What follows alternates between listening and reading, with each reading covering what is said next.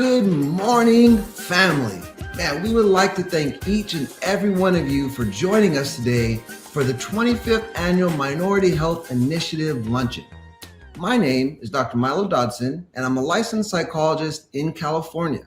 I went to the University of Notre Dame for undergrad, go Irish, and Indiana has always felt like a home away from home for me. So first, before I keep rambling about myself, let me pause to thank IMHC, IMHC's board of directors, IMHC's local minority health coalition affiliates, and community-based organization partners. These organizations provide invaluable services year in and year out to minority communities throughout the whole state. And we would also like to thank our amazing sponsors and community partners, because without their support, we wouldn't be able to achieve the level of excellence we present to you today. And before I introduce messages from our special guests and jump into our much awaited panel discussion, I want to highlight that the Indiana Minority Health Coalition works to address health disparities experienced by racial and ethnic minorities throughout the state of Indiana. And although IMHC is an advocacy organization with a focus on health, they also understand that social and economic issues have a direct impact on our health and our overall well-being.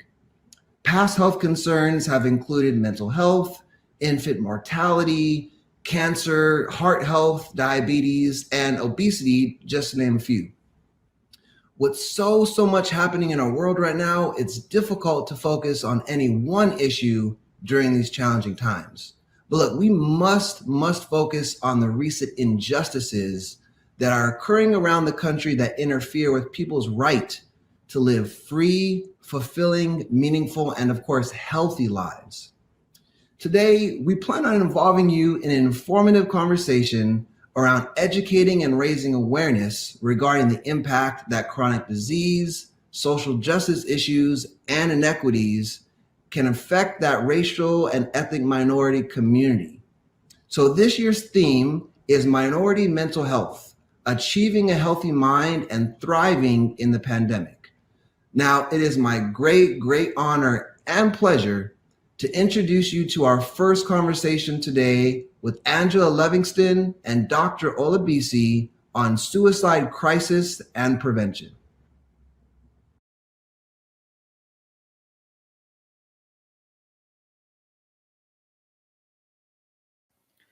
Thank you, Dr. Milo and Indiana Minority Health Coalition. My name is Angela Livingston. I am a mental health therapist with over 30 years experience providing mental health consults and therapy to people who are at risk of various psychiatric emergencies. It is always a pleasure whenever I have an opportunity to talk about mental health, and in particular about the conversation that we're going to have regarding crisis mental health services. Before we dive deep into that, I just want to share just some general thoughts about mental health. I feel like we are long past the time that we should be comfortable talking about mental health, because mental health is a part of everything we do. It's a part of how we approach our day each morning. It's a part of how we engage in our relationships. It's a part of how effective we are at work. It's a part of that motivation that we need to get that afternoon jog in, and it's a part of our physical and our social health. Our spiritual health. I'm going to turn this over to Dr. Olabisi so she can introduce herself and share some thoughts. Thank you, Angela. So I'm Dr. Olabisi. I am a psychiatrist. I currently have a private practice in Indiana and also do work in Florida as well, in Georgia. I think Angela hit it right on the head with the discussion of mental health and the importance of it. We often see patients in a crisis setting or even outside of the crisis setting who have delayed seeking treatment because of this stigma and this fear surrounding mental health. I often hear the sentence of, I don't want to be crazy, the C word, the infamous C word, crazy. And we just really need to normalize it and reduce the stigma of mental health so that patients aren't delaying seeking treatment. It's truly, just part of our total physical health, and we cannot underscore the importance of that. Absolutely, Dr. Olabisi. And one of the things that I generally say, some of the most courageous and strong people seek mental health treatment. It takes strength to recognize that you're not at your best and courage to be willing to do something about it.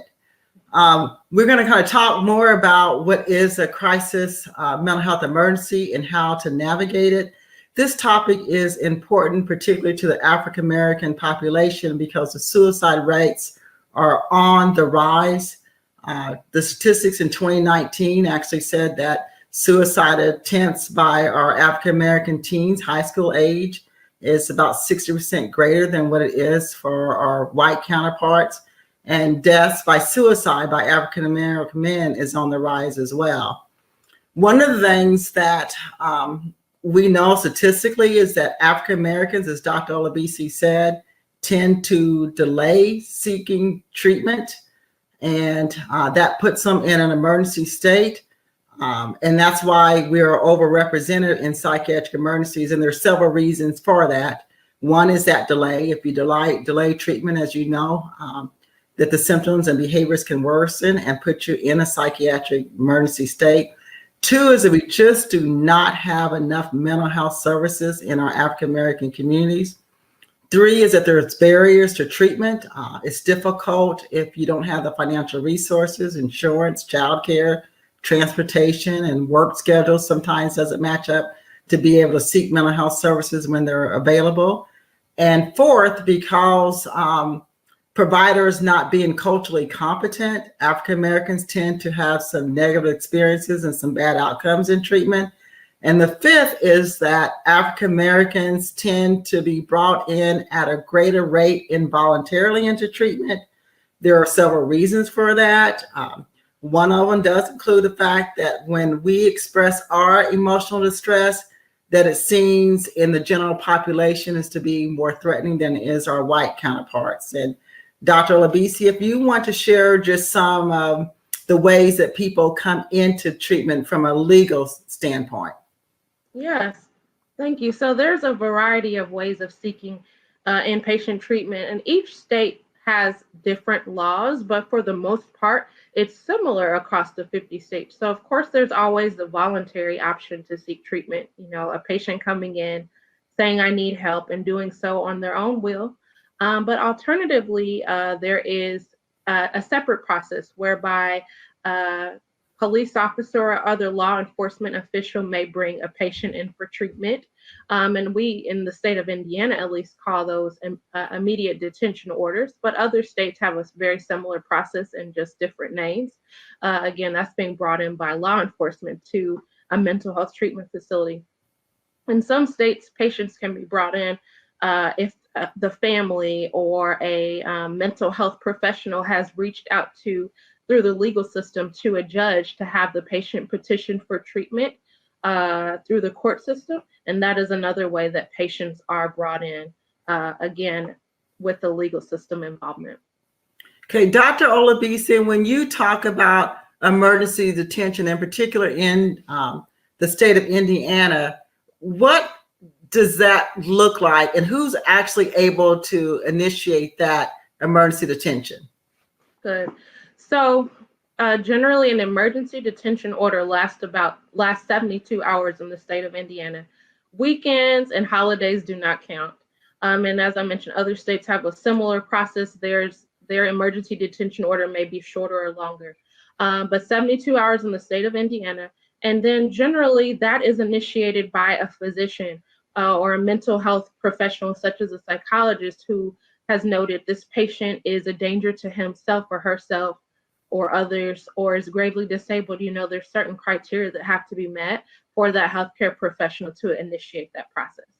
Okay. And then one of the things, just kind of getting in, diving deeper more about what is a crisis mental health emergency. And I will generally just talk about that a crisis mental health emergency is any symptoms or behaviors that impacts a person's ability to be safe, in particular with harms to self, harm to other people, or their function is so disabled that you're not able to meet their most basic needs. And Dr. Olabisi, I know there's particular conditions that we can kind of dive deeper in that meets that criteria for a psychiatric emergency? And if you can share those, that would be great. Yes, sure. So as you mentioned, and so probably one of the most common that we see in a crisis setting and also an inpatient setting is dangerousness to self. So typically that involves suicidal ideation, or a patient has indeed attempted but thankfully survived an attempt. That is kind of the criteria for dangerousness to self.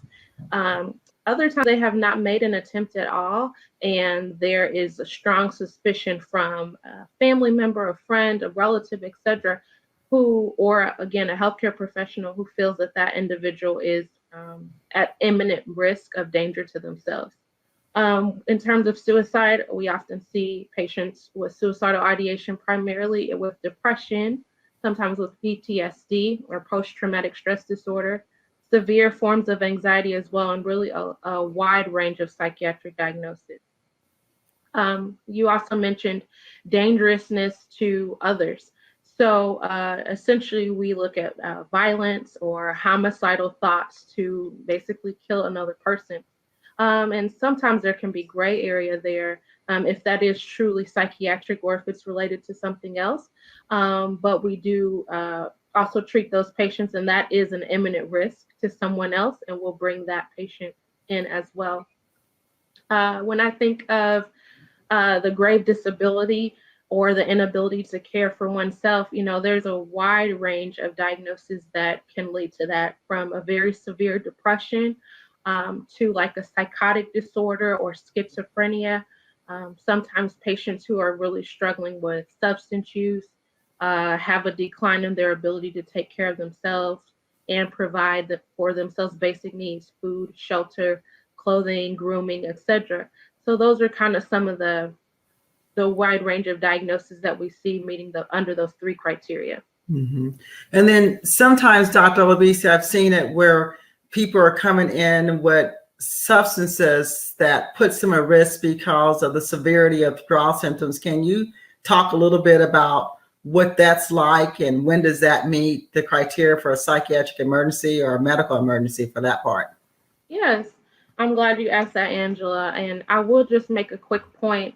We are seeing, and even nationally, by we, I mean in the state of Indiana, but nationally too, rates of substance use have really gone up, and rates of relapse as well for those who have previously been in remission from their substance use has increased since the COVID pandemic. So there's stress all around the system, all around the country, and patients or individuals are turning to substances to help alleviate some of that discomfort, some of that stress.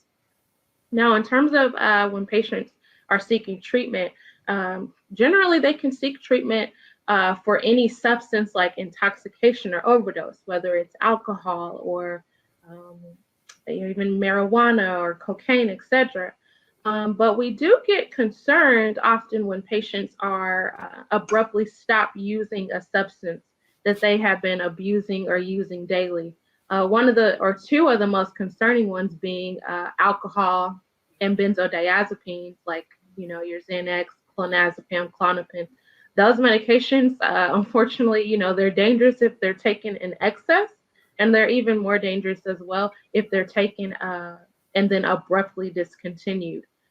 So we do see a lot of that, and it can be one of the more complicated substances to try to come off of.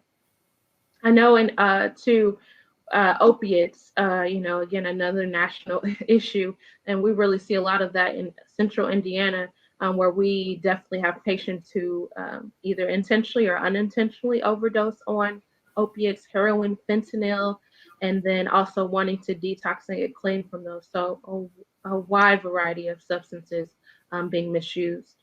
Mm-hmm. And then one of the things that you talked about is the suicidal thinking with plan and intent, and how that at different levels of the suicidal thinking puts you at different levels of risk. And I want to kind of focus a little bit more in depth about what does it look like? What are some of the warning signs that places a person at risk for suicide? Do you want to share some of your thoughts regarding that? Absolutely. So some of the warning signs that place a patient at risk for suicide. So we think of it as a spectrum.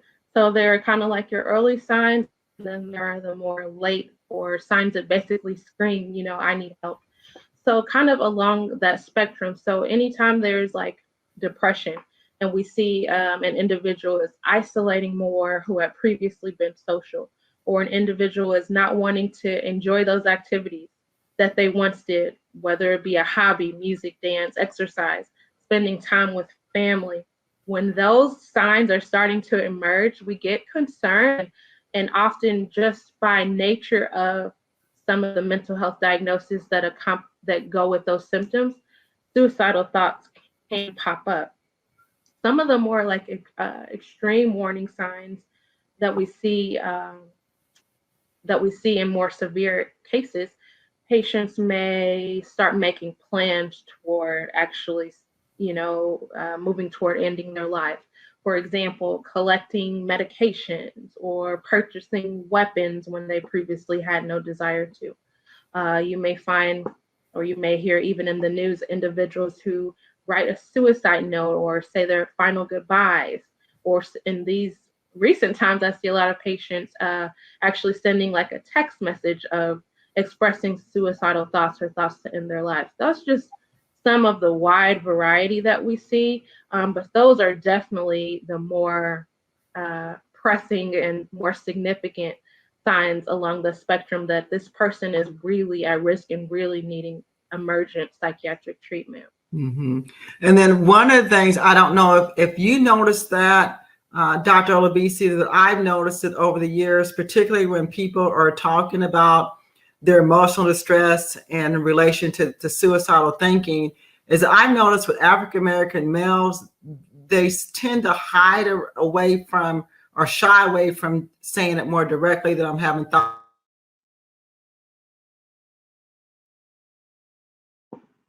More like I'm in a dark place, or I'm having scary thoughts, or I'm not really kind of feeling at a place where I can really be my best. They kind of talk more around that. Are you noticing that as well?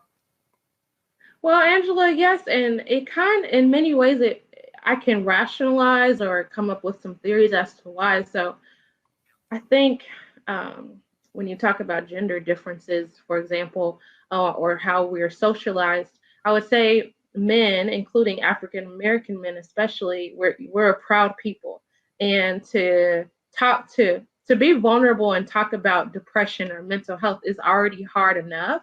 But that word suicide or thinking about wanting to die, that's like, to some people, the most extreme form of weakness. And it's not necessarily a weakness, but individuals may see it that way for themselves. So it may be more comfortable to describe, I'm feeling sad or I'm having dark thoughts, but to actually say the word suicide or wanting to die, those words, it carries much more weight, and that's very uncomfortable. So, I mean, just to summarize, I think we're a very strong and proud people as a whole. And then it's even more so for men who are having to be more vulnerable in these situations. Yeah, and the other thing too, I encourage loved ones to really, and professionals for that part, to really dive deeper when a person is saying that, to ask them directly, are you having thoughts of suicide? Right. I think that will be a better way of being able to get people connected with some mental health treatment. Now, so what does mental health treatment look like on an inpatient basis? Can you share how that takes place and what it looks like? Yeah. So I'll just speak in general terms because, there's different types of facilities and how they're set up. But generally, I would say most inpatient units, once you're admitted psychiatrically, a lot of times you will be on like a locked or at least a secure unit or secure facility for safety reasons. Usually you initially meet with a nurse or a social worker, who is at least a bachelor's level trained social worker, or oftentimes master's degree level trained social worker, and then a nurse who's specific just for most of the time psychiatric care. They'll do like an intake get some background information for you, and just kind of ask your medical history, etc. And then patients will meet with a psychiatrist and plus or minus an internal medicine or a pediatrician or adult medicine doctor of some sort, who will kind of review medical history, but also the psychiatrist will delve in on the meetings with the psychiatrist will delve into, the psychiatric history. A lot of times medications are started, not always, but often they are helpful. And then most inpatient units offer some level of therapy, be it individual therapy or group therapy. A lot of the best programs that I've seen offer a lot of fun activities as well, like music or art therapy or pet therapy. And I think that probably does a lot more than the other types for a lot of patients, at least in my opinion. And I want to emphasize that most inpatient units, it's a team-based approach. So there's care all around, and multiple professionals from different disciplines are kind of wrapped around one patient to try to get that patient or that person feeling better.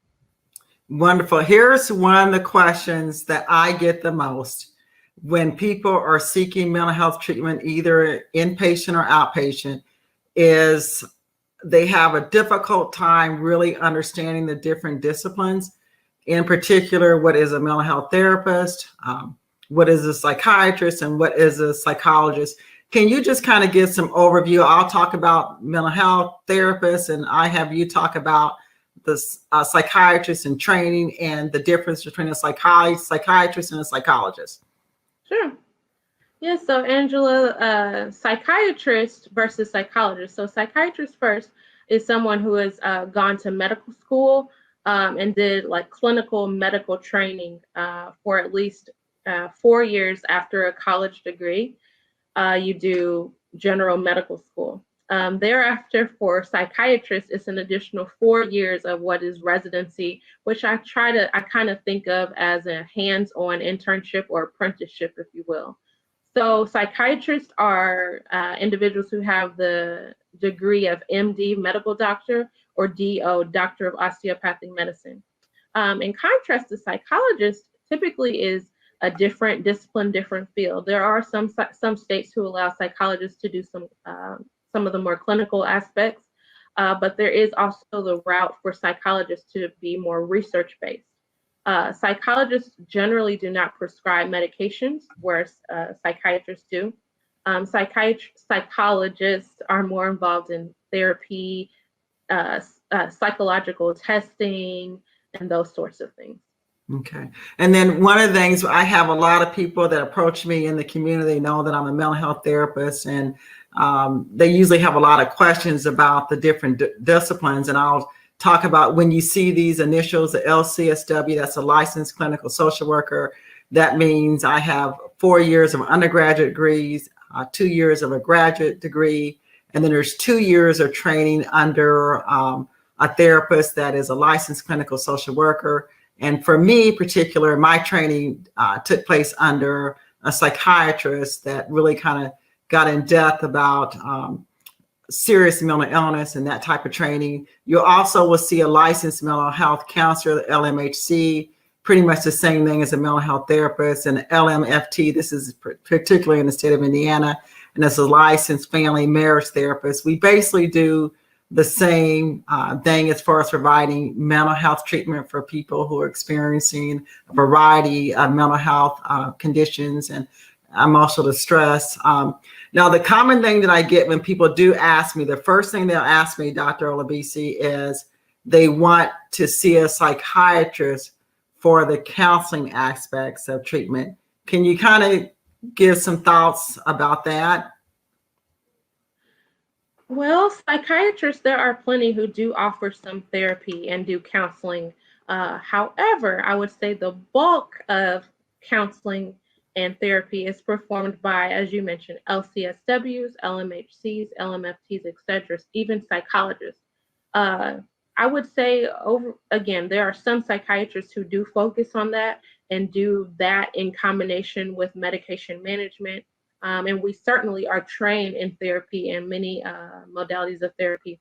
But I would say it's just kind of a pick of the litter or hit or miss if that's particular psychiatrist does it. Usually it's the master's level clinicians. Okay. So one of the things I want to kind of get into is really kind of how to navigate a mental health crisis to prepare yourself in case a crisis does develop. And what we're recommending generally is that you create an individualized plan to prepare for whatever type of mental health emergency that you may anticipate. It should be written down. It should be done with your provider if you're in treatment with a mental health provider. If you're not, have that completed with a trusted family member or a friend. It should include the places where you can find emergency mental health services. It should also include the suicide warning signs, that you include that in there. The list of your medications that you're on. It's also helpful to note any diagnosis that you may have, both from a mental health standpoint and from a physical health standpoint. And please include who's going to be involved as far as your friend or your family member, and have that number down.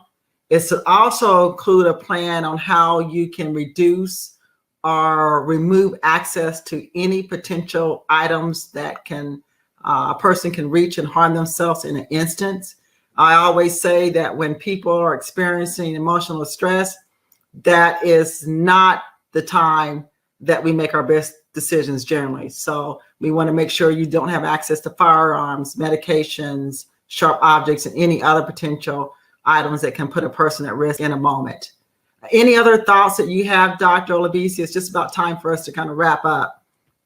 No, I think you summed it up all very well. I would just add, again, we want to reduce the stigma of mental health. And if anyone is in need of services, definitely reach out there locally to nationally. There's just so much available these days.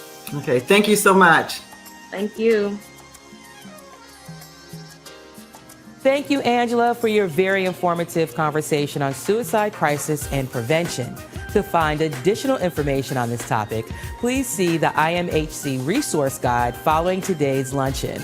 I'm Karen Vaughn, and now I'm super excited to introduce Dr. Milo Dotson and WTLC's very own DL Hughley as they provide a heartfelt discussion on men's mental health.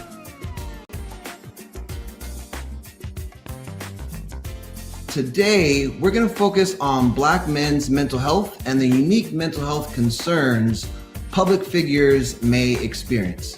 And today we have a very, very special guest, none other than good brother DL Hughley. DL, it is great to be in conversation with you and just connecting. Nice to meet you too, Doc. Nice to see you again. Just be able to connect as two Black men, being able to have these conversations is so, so key. So I kind of want to start with a high level conversation around maybe the question of what's unique to the experience that Black men have around our mental health. Well, I think that we are in the unique position of having our feelings and the way we approach them outlined for us by other people. Like, we're not supposed to have emotions. We're not even supposed to be human to some degree. So when that starts out as the baseline, it becomes very difficult to seek personal of kind of enlightenment about what you need for yourself, personally from a mental standpoint. And I think when it is defined as weak, or when it is defined as something other than human, then I think it starts to be a difficult conversation to have with people, particularly people like I said, who are viewed by a lot of people as less than human. Yeah, and the idea that somehow if we feel we've failed, right? Like if we have, it's very interesting. I was reading like the greatest Black people that you ever know, the people who really ascended to astronomical heights, are people who were people could relate to. Like you'll always hear something about Magic Johnson's smile or their personality. But, so it is their level of approachability and their level of comedy and humanity that makes them accessible. But when you live in environments where that is seen as is something detrimental, then I think it's that much hard. And you really don't even see how it can affect you positively. Then it becomes something you just are unaware of and don't do. And so I think a lot of times the script, like I said earlier, the script has been written for us, and we kind of just we kind of dance to somebody else's beat as um, as opposed to determining what's best for us and how our path forward. So to be able to have that feeling of dancing to the beat of our own drum, in a sense, do you feel like there needs to be more of a shift from legitimizing mental health concerns in the same way that we view physical health? Because if I have like a cold or the flu, people, or even if I break a leg or an arm, people are going to be like, "Oh man, that brother needs some love and support." But so do we But make? even at that, man, even at that, I think if when we hurt ourselves as boys, rub it off or rub some dirt Mm, on it. Or so I think even at very basic, at a very physical level, we kind of are denied access to the way we feel about things. And so I think it really starts. It's gotta, I think, start all over with the basic admission that we are human, mm. and the things that hurt us, that hurt everybody else, hurt us, and that we're a little more, no more, or no less. But I think things for us would shift demonstratively if society in general accepted that we were human, and if we did that ourselves. Mm. And also in that humanity, there's what I'm hearing you talk about here is we're strong. It's a strength that we have to be able to express ourselves, Sure, right? it is. It is more. It is another aspect of strength, probably that we don't explore enough. But it's quintessentially strength. What is stronger than admitting your weaknesses? What is stronger than saying something you fear out loud? So in that strength, we have the opportunity to really express ourselves and to be able to move forward in a way where if we're pushing through that challenge, that is a strength. That's not a weakness. It's And absolutely, yeah, you're right. and I'm curious, brother, we've seen you for years in the public eye. And as the, socio-political landscape of the country has changed, not always for the better over the years, and mostly not for the better for Black folks, what's it like being you? I know that's a really broad question, but Oh, how do actually, it's you pretty man? How do specific. you? It's pretty What's specific. that? I think that it is one thing that I try to do, and I've always tried to do, is to be exactly what I am at that moment. I think that I tend not to marry what I was or to yearn for what I'm not. I just try to be exactly who I am, and that's irrespective of what's going on around me. But I do think, and I am hopeful about some of the things I'm seeing, at least in the zeitgeist, like mental health in terms of the Black community would have never, we'd have just never had that conversation. But now we're seeing, like Naomi Osaka and Simone Biles and people who very publicly have said, I think that what we need is um, you got to remember that if Michael Jordan went to play baseball, he didn't say he needed a mental health break. He just went to do something else. But you can't tell me that there was something like he didn't say, as bad as he played baseball, you can't tell me that was what he left for. And I think we have to. I think now there's an opening, at least, outwardly, where we can start to broach the subject of what it is to be mentally healthy, as opposed to being. You can be, even a clock that don't work is right 2 times a day, and that equates to some level of success to people. And so we need to be more fully formed, functional human beings. We need to access all parts. We need to fire on all cylinders. And it's clear that from a societal standpoint, that we're not hitting on all cylinders. Have you felt that as you've started to expand your understanding of mental health, that's allowed for your like more professional growth or increasing comedy or gigs, or how's that helped you professionally? I don't know that it's well for years. My family would access, therapists, and I was afraid to be fixed because I thought I was like, man, I don't want to take away from the thing that I thought was driving me. But I recently had experiences, just from seeing. Like I remember I had COVID. I passed out on stage. It was very public, and I was having long haul COVID, really symptoms really bad, and I would say they abated about maybe 8 weeks ago, where it was so unmanageable. I started forming the idea in my head that I didn't want to be here. I'm like, man, if this keeps happening, I'm going to punch my ticket. And I remember saying that in an interview on the Breakfast Club, and my wife had heard that for the first time. Now I could talk to my oldest daughter about it, because she's, my wife is a wonderful woman, but you say stuff like that, and all of a sudden I got counselors over her. So it was the act of hearing myself say it out loud to someone that let me know that what I was thinking, and being able, even though it wasn't professional help, but the notion of accepting where you are and understanding that you need to do something, or it could be very detrimental to you, was something I recently had to accept. And I started to have a more expansive view of what truly being mentally healthy. It doesn't mean functional. Like our parents from certain areas were functional alcoholics, or they functioned in abusive relationships, or they functioned in physically toxic environments. It doesn't mean it was working. Sure. And it's not just about what I'm hearing. It's we're able to get by, but we want to be able to really thrive. We want to really be able to live in all of the beauty that is our humanity, and as Black folks, Absolutely. That inherent richness that we have of our culture and of our ancestors.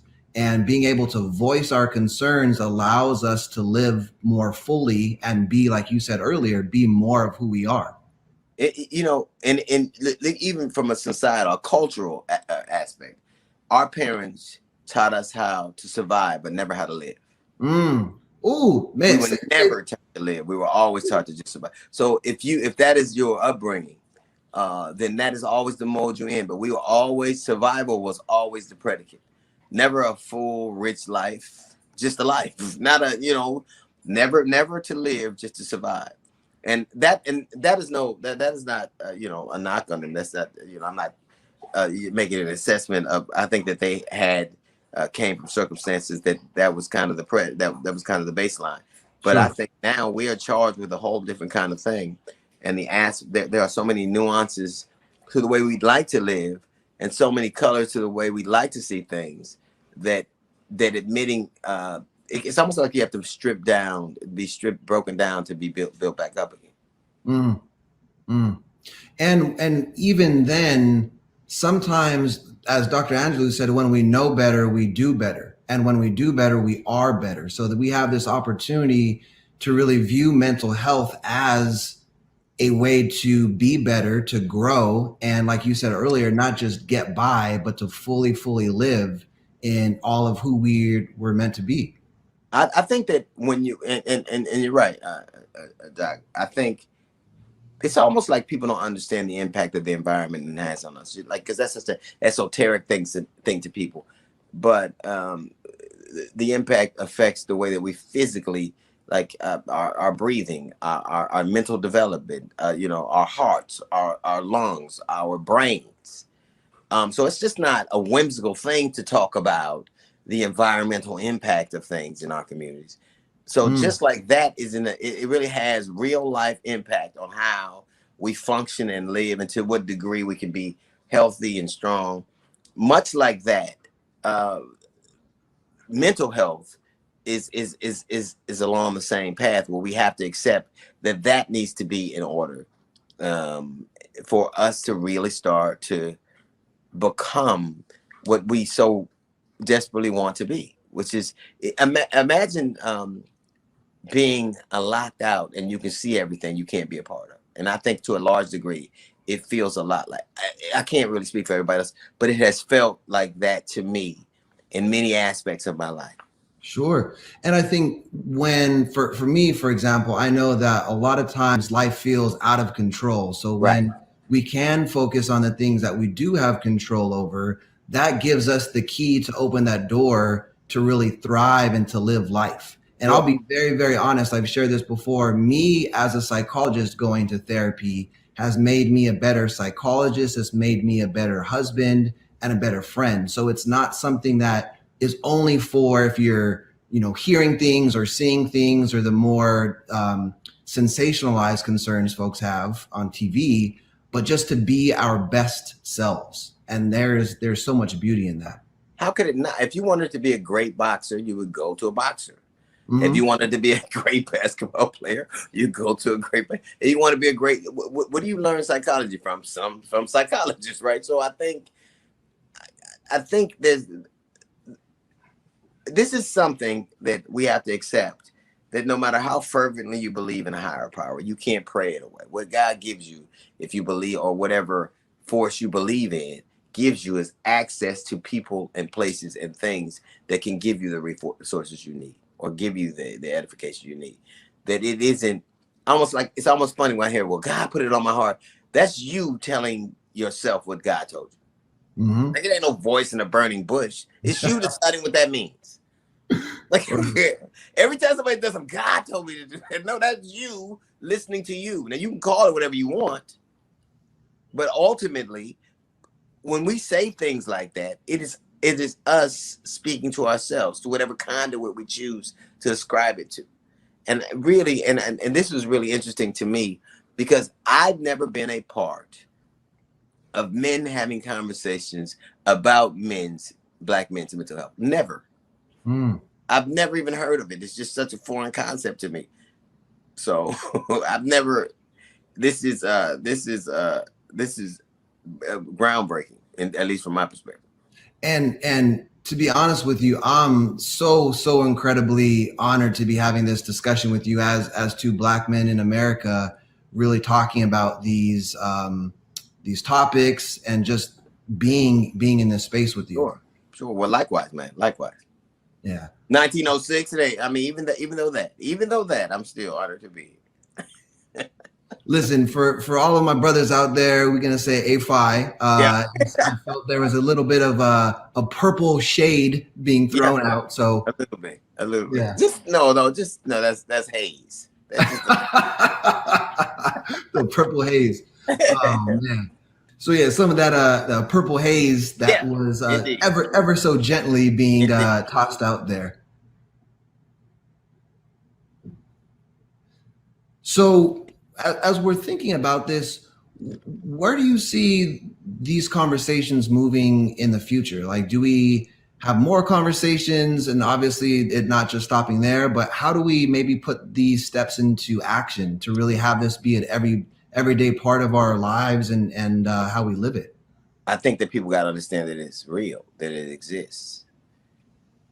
Like, for so long, our story has started in the middle, that we never really were participants in it.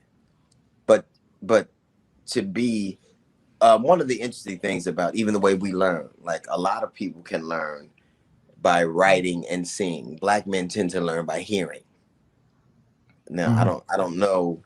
And our educational system isn't based on that. It's based on writing and seeing, and we hear. So I think the more we hear it in the zeitgeist, the more Black people went to school by and large. There was a large migration of Black people going to school because they watched Bill Cosby and Different World. And 20 years later, you had this whole influx of people who saw and heard a thing and became it. I think that's just like a rudimentary example. But if people see us doing these things, then of course they'd be more apt to believe that they exist and that they too, like, when you see something, I imagine you became a psychologist because you saw somebody or heard somebody. So, it's so funny that you mentioned that, because to be perfectly honest with you, man, I had no idea what psychology was. I had no idea what even mental health was until I was well into high school. And I'm really glad we're talking about the importance of increasing representation in education, in the medical field, and in psychology, because check this stat out. So 0.87% of psychologists are Black men. 0.87%, not even a full one of us. Right. So I think for me, it's about increasing representation, having more of these conversations to allow the field to represent the clients that we're trying to bring in. Absolutely. It's I never even thought about it that way, but they say that if we had more Black male teachers, it would stem the tide the prison pipeline. So I imagine if we had more Black mental health care professionals, I'm not talking about, because I'm not going to go to a woman to talk to shit about, I'm not going to do it. I'm not going to go to, no knock against them, but there's some things that I need to talk to somebody who looks like me and who have had some of the same experience, not, you know, not in an abstract kind of way, but in a real, tangible kind of way. If we understand that Black women do better during childbirth if they have Black healthcare professionals, right? That's just better. That's not me. There's empirical data that shows that Black women in the most precarious time of their life do better. The mortality rates are higher. The infant does better. They do better when they have. Now, why? I don't. There's a reason for that, and I would imagine that they have mental health. I mean, I'm a healthcare professional who believe them. If they say I feel this way, so it would probably behoove us to have people from the mental health care aspect who believe us. Yeah, and who we feel can resonate with our experience, right? So we know that the pain threshold, there's automatically this systemic oppression in medicine where Black women are assumed to have a higher pain threshold. So even we almost lost Serena Williams because of that, right? Yeah, and so as we're thinking about mental health treatment, we know that from the research, if people have a therapist who looks like them, they're less likely to drop out of treatment early. So we're allowing for that very process of healing to take place. And I think, again, it starts with having these conversations. It starts with public figures such as yourself, Black men really opening up. What's a way, or what are some ways where we can really chip away at this stigma, having conversations about mental health? I think that it is a myriad, a multi-pronged approach. I think that there's not 100% of one way, it's 1% of 100 ways. I think that we do need to be open to have more conversations, but they need to be places that we can have them. There's a word that I never really hear ascribed. When we talk about, I don't even hear Black men say this, safe. I never hear them say safe. I never hear them talking about that being a predicate because it seems such a foreign concept. One of the things we do is have to make it safe for people to have a place to say the things that they need to say. So I think that there's a question of having people be safe. There's a question of having people be comfortable. There's a question of having people have a kinship and a relationship. And there's a question of people being able to relate to people that they're hearing and looking. There are, most of the men I know are broken up. So they're broken, but they're particular like, have you ever noticed an artist who a deficiency, like a Freddie Mercury? He had long teeth and long back teeth, but it changed the tone of his voice and it made most Black men I know who are successful have a thing that doesn't work in any other aspect of their life except the professional one. So they're broken up. We need to find, but they all have things with them. We need to find a place that's accessible, that's safe, and that's comfortable, and that's familiar. And all those things, and the ongoing conversations, the place to really come from, knowing who we are, knowing that this expression helps us become more of who we are, and that we don't just have to survive or exist. Right. We can actually live the life that we want. So being able to go to therapy is an opportunity that we have, not something that we're forced to do. But if we're really wanting to be our full selves for ourselves and our loved ones, being able to go to therapy is such a beautiful opportunity for us. So as we close out, any final words, brother, that you want to send forth? Well, it's funny. If you wanted to get in physical health, if you wanted to get in great shape, you could reach your target goal. The struggle is to stay there or to maintain it, the maintenance work. I don't think we in general have a problem going somewhere and hearing something for a while. It's the maintenance aspect that we need to, first off, going, but then realize that this is going to be a lifetime struggle. You could have cheat days in your mental health just like you do in your physical, but the idea is to stay with the ritual, stay with the routine, and start to really realize this has to be a part of your everyday maintenance. Yeah. And the opportunity to get to that place of maintaining starts with having conversations. We're able to really connect in a way where we acknowledge that expression is a sign of strength, not weakness. To fail or to feel is not to fail. To feel is being successful. And then making sure that we're doing things for ourselves on a regular basis that help us feel good and help us be who we want to be. So, brother, I am so honored to have had this conversation with you, man. I can talk to you all day long, but I know we only have so long for this luncheon. So thank you for taking the time, and just want to send you lots of love in your healing journey as well. Thank you, man. Likewise, Doc. Thank you. We will now turn to our Indiana Minority Health Coalition's president and CEO, Carl Ellison, as he discusses healthcare equity and mental health with Dr. Nadia Richardson. Thank you, Dr. Dotson and D.L. Hughley, for your informative discussion on men's mental health. And also thank you to all the panelists who've taken time today to share their thoughts, experience, and expertise. We'll now shift to a discussion on healthcare equity and mental health.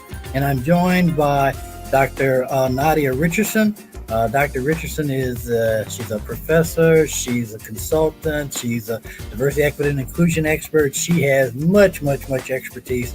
So Dr. Nadia, thank you for joining us today, and please introduce yourself a bit more to our audience. Absolutely. Thank you so much for having me. My name is Dr. Nadia Richardson. I'm the founder of No More Martyrs, which is a mental health awareness campaign that seeks to build a community of support for Black women and girls. And I am a professor. I actually teach at the University of Alabama at Birmingham in the biomedical sciences program. And I am a diversity, equity, and inclusion consultant. But what I also like to share is that in addition to my degrees and my accolades and my professional positioning, I also identify as a Black woman who is diagnosed with bipolar 2, who is incredibly high functioning, but also acknowledges the many ways that this impacts my lived experience. Excellent. Well, you're certainly then bring expertise that we really do want to hear from today. So let me just ask, health equity is sort of the flavor of the month these days, and everybody talks about it. I'm not sure everybody really understands what health equity is, and specifically how it applies to the mental health arena where you spend your career. So can you enlighten us on what is equity in health, and specifically how do we apply that to mental health? Absolutely. Equity is a very intentional acknowledgement of the many forms of disparities that exist in regards to access, but also in regards to cultural understanding of how diagnosis and health impacts individuals differently depending on their race and ethnicity. So it's an acknowledgement of the structural and systemic disparities that exist, but it's also a commitment to work to kind of dismantle those disparities and acknowledge how our history, our sociocultural, political past continues to impact a lot of the disparities that exist. So I appreciate now that the health equity conversation is really moving from a space of acknowledging that these disparities exist to a space of actually putting action and policy in place to change some of those disparities. Dr. Richardson, mental health access has always been an issue for populations of color, and particularly for, among others, Black women.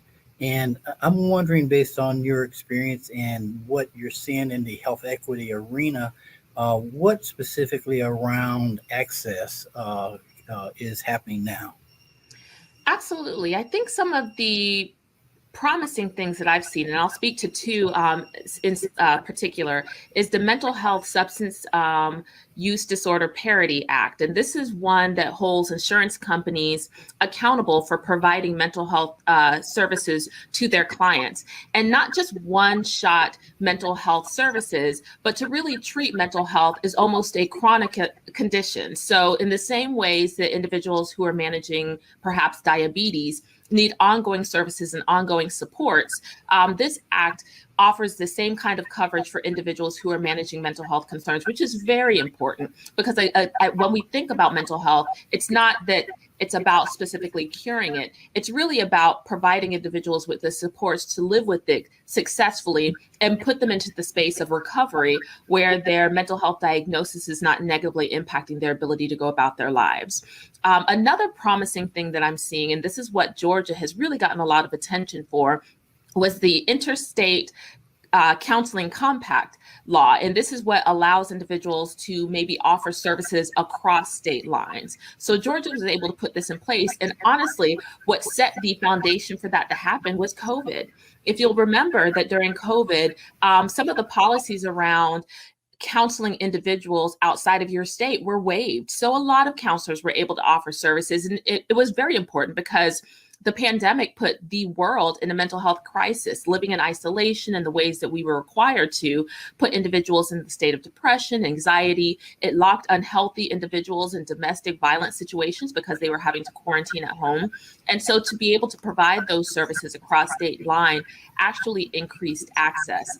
However, there still remain opportunities for us to address disparities in regards to access to mental health services. And one of those that I'd like to speak to, because I am in the state of Alabama, is the digital divide. So for example, in Alabama, I'm in Birmingham, Alabama, but in the Black Belt, where the internet service is not that great, even if you're able to offer virtual counseling services, if the system doesn't support that, then there still exists a disparity in communities such as that.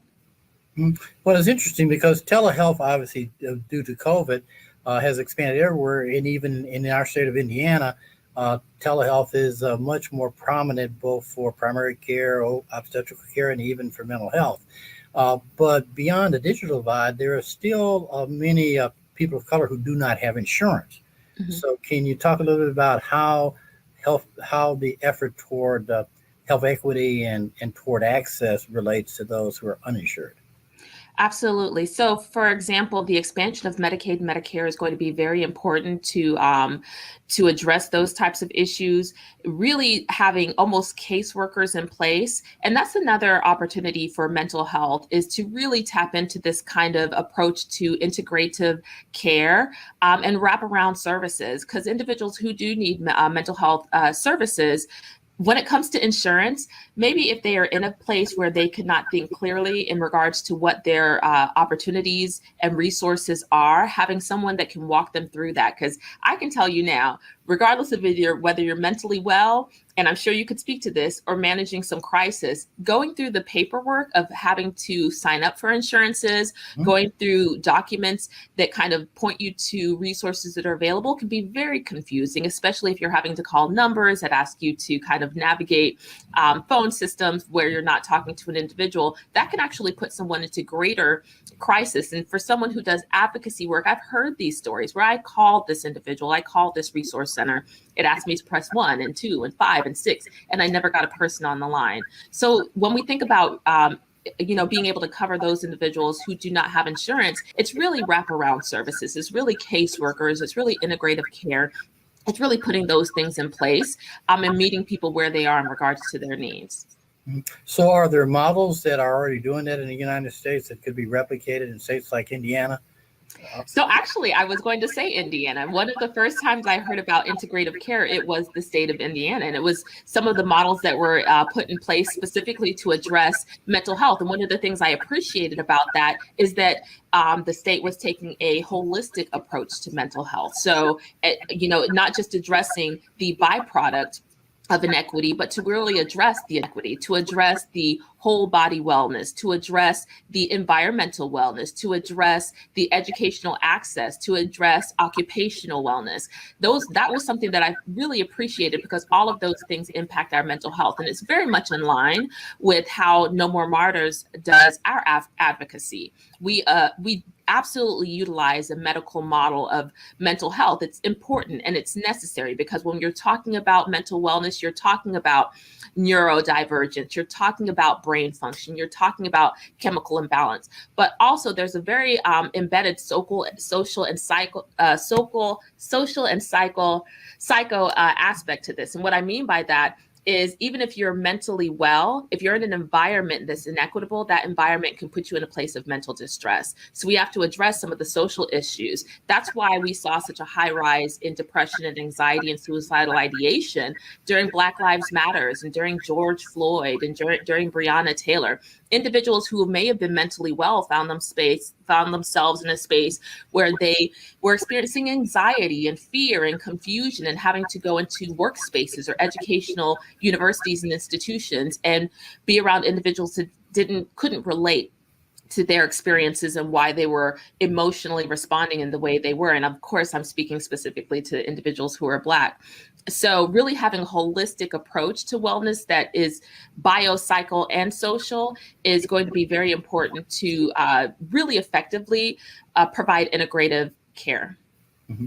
Well, mental health in communities of color, particularly in the Black community, is something that often is kept beneath the cover, so to speak. People are reluctant to identify themselves publicly as having mental health needs because of stigma. So in your work, and particularly in view of COVID and the additional pressures put on all individuals, what would you advise as some promising way to address the stigmatization and the reluctance, if you will, to come forward and say, I need mental health, let alone go through the work to try to get it? So one of the reasons I started No More Martyrs is because there were so many mental health awareness campaigns that address stigma and really put the onus on the individual to push past the stigma. But when you're dealing with Black populations, what I always say is to acknowledge that stigma. That stigma is justified. When you think about how Black populations have been treated by medical institutions, by the field of psychiatry, by the field of psychology, yes, if you are reluctant, you are justifiably concerned. So acknowledging that and not dismissing someone because of those concerns is important and valid.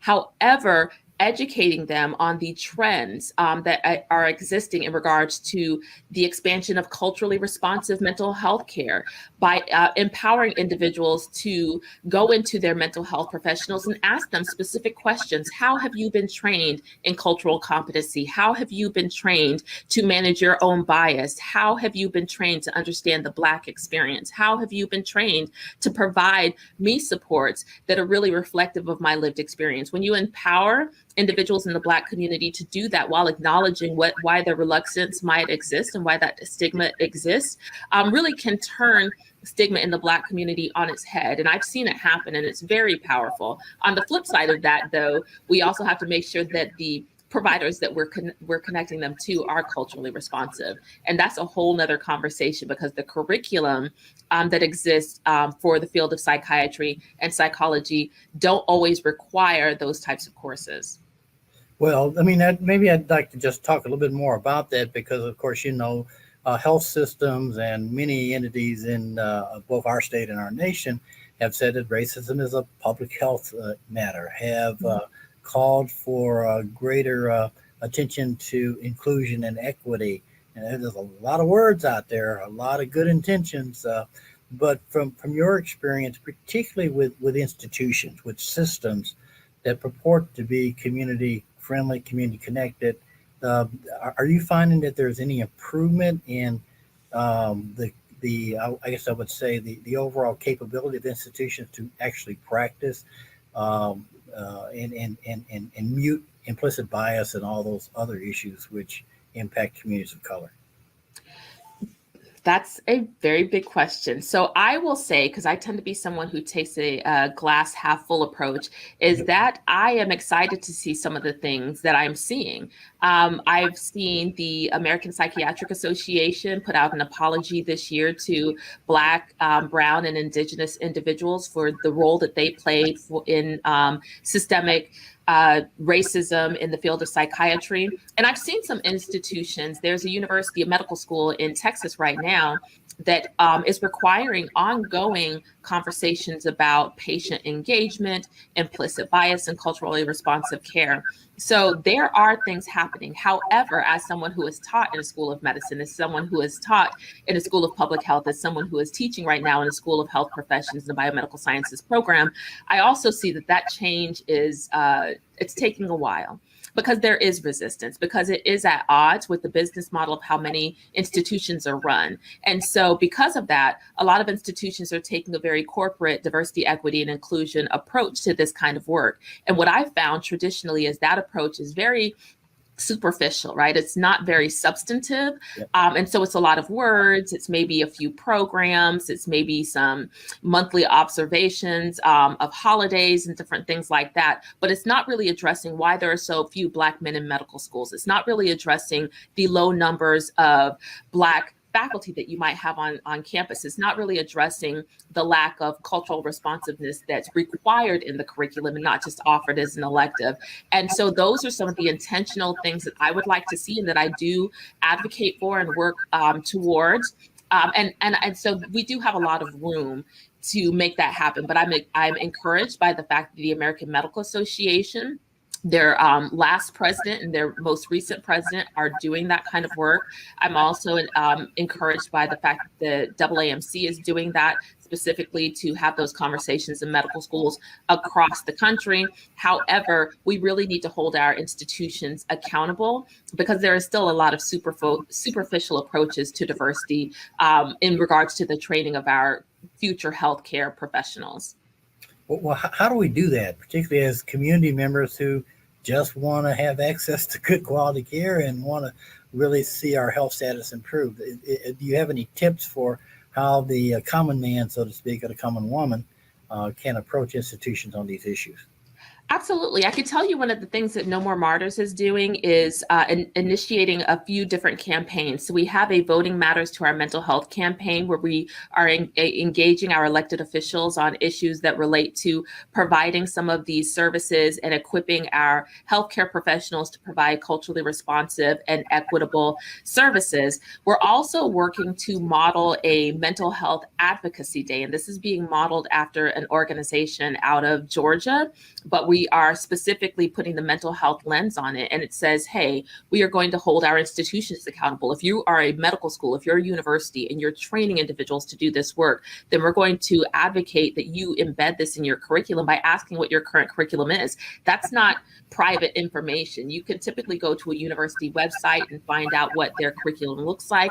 You can set a meeting with the program director or even sometimes a academic dean or a chair and have those conversations, and really empowering individuals to know that they can do that. And then advocate with their elected officials on things like the interstate counseling compact law. Like Georgia has done that, but I would love to see several other states jump into that work because it does increase access.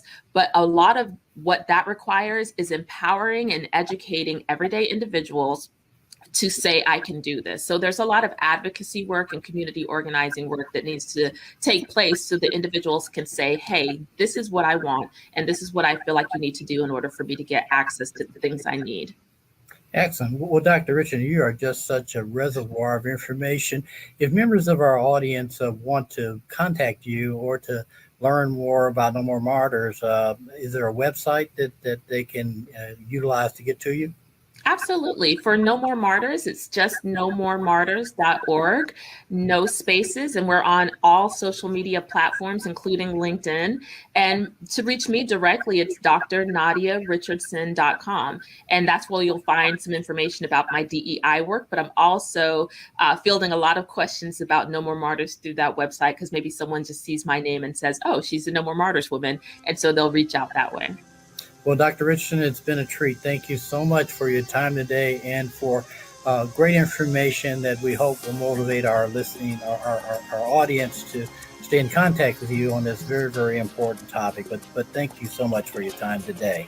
Thank you for having me. I'm very passionate about this work, and I congratulate you on this phenomenal event and hope that and know that all the participants will pull some jewels that they can take with them in the work that they do. Well, thank you, Dr. Nadia, for such a enormously good conversation and great deal of information for our audience. It's been a pleasure to talk with you. I wish we had more time, but thank you so much for all your comments today.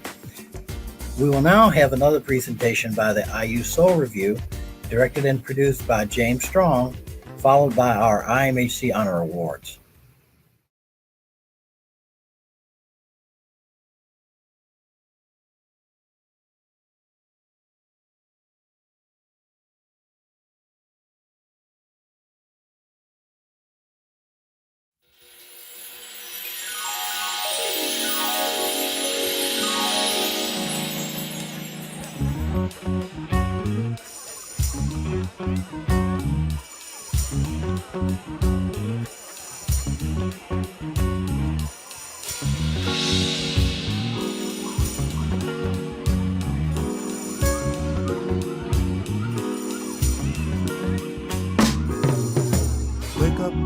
everybody, no more sleeping in bed, no more backwards thinking, time for thinking ahead. The world has changed so very much from what it used to be. There is so much hatred, war and poverty. Oh yeah. Wake up all the teachers, time to teach a new way. Maybe then they'll listen to what you have to say. 'Cause they're the ones who's coming up and the world is in their hands. When you teach the children, teach them the very best you can. Oh yeah. The world won't get no better if we just let it be. Oh no, the world won't get no better. We gotta change it, yeah, just you and me.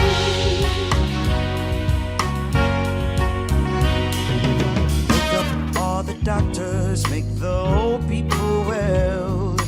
They're the ones who suffer and catch all the hell.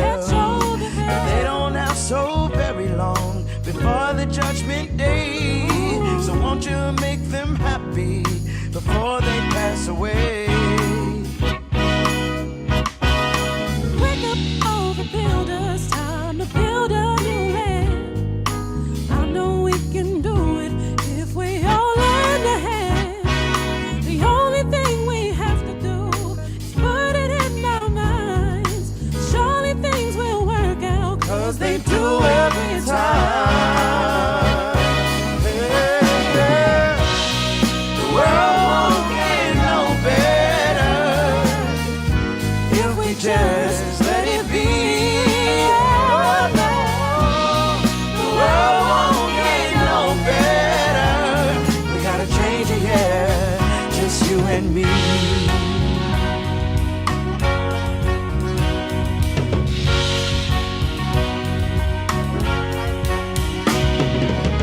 It's the God hour, the morning I wake up. Just for the breath of life, I thank my maker. My mom say I come from hustlers and shakers. My mom built it on skyscrapers and acres. He said take us back to where we belong. I try to write a song as sweet as the song. Though I'm the type to be wrong, and with my heart on my sleeve. Even when I fell in God, I believe we the days that we through the maze in the season so amazing. Feed them and raise them, seasons and aging. Earthquakes, wars and rumors. I want us to get by, but we more than consumers. We more than shooters, more than looters. Created in His image, so God lived through us. And even in this generation, living through computers, only love, love, love can reboot us. Oh, wake up everybody, no more sleeping in bed. Oh, wake up everybody.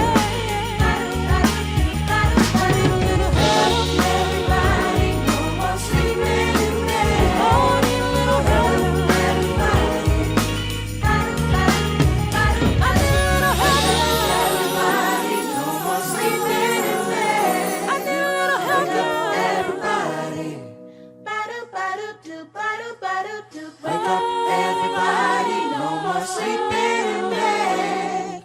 Wake up everybody.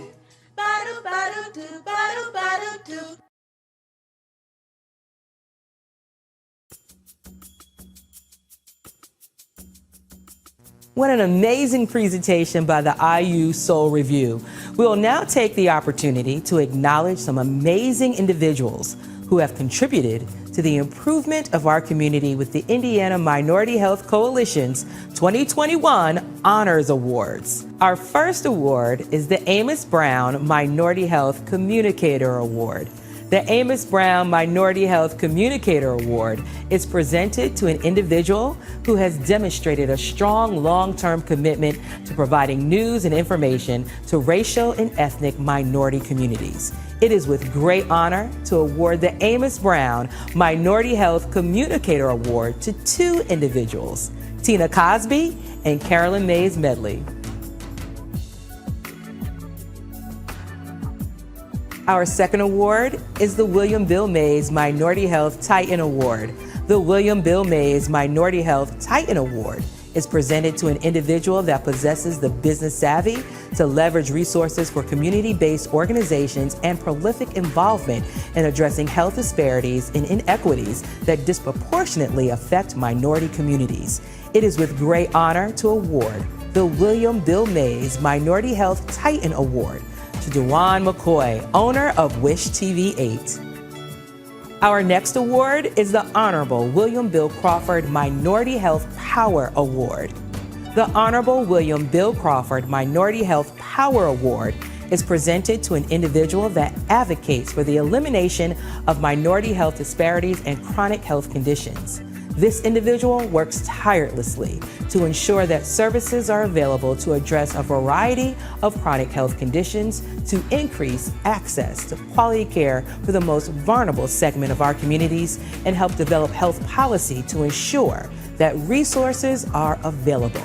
It is with great honor to award the Honorable William Bill Crawford Minority Health Power Award to Danielle Patterson of the American Heart Association. Last but definitely not least is the Nancy Jewell Minority Health Spirit Award. The Nancy Jewell Minority Health Spirit Award recognizes an up-and-coming public health professional that advocates on behalf of the underserved communities and aggressively addresses health disparities that disproportionately affect minorities. It is with great honor to award the Nancy Jewell Minority Health Spirit Award to Ashley Lopez, Director of Latino Affairs. I, along with the Indiana Minority Health Coalition, would like to thank each awardee again for your dedication and contribution to bringing impact and awareness to our communities. To close out our luncheon today, the IMHC President and CEO, Carl Ellison, would like to share a few last words with you.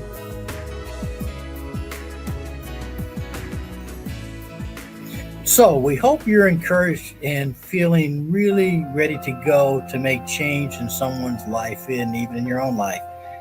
We always hope that our luncheons provide information, inspiration, and some basis for you to act to help us improve health outcomes in our communities of color. So I want to thank our IMHC Luncheon Planning Team, the panelists, guest speakers, of course the IU Soul Review, our local Minority Health Coalition affiliates, and our community-based organization partners. But most of all, I want to thank you for being here today and know that your support of IMHC is greatly appreciated. We will hope to see you again when we do another luncheon next year.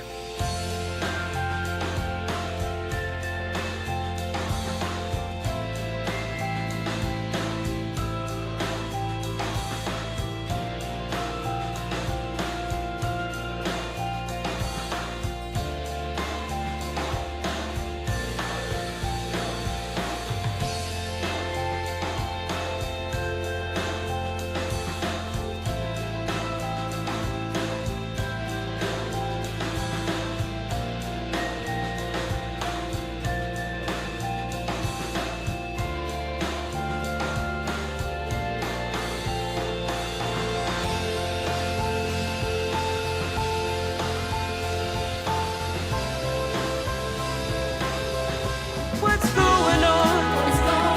What's going on? Tell me what's going on.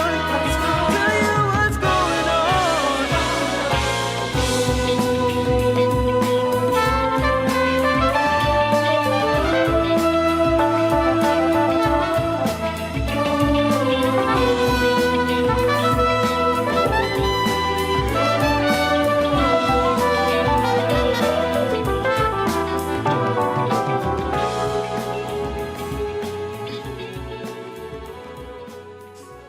Everybody, no more sleeping in bed. Oh, wake up, everybody. Everybody, no more sleeping in bed. Oh, need a little help, everybody. Everybody, no more sleeping in bed. I need a little help, everybody. Wake up, everybody, no more sleeping.